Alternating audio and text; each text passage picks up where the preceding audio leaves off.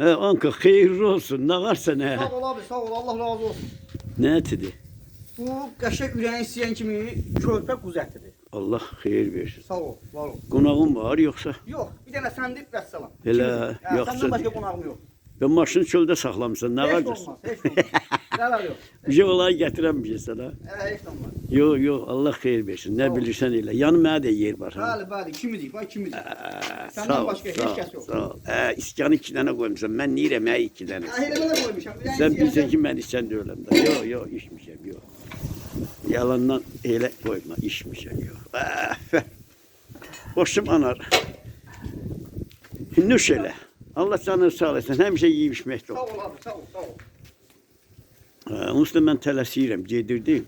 Hara gelirsən? Ha? Hara gelirsən? Görüm maşın çöldədir, ona baxıb gəlirəm. Yaxşı, sağ ol. Öpürəm abi, öpürəm.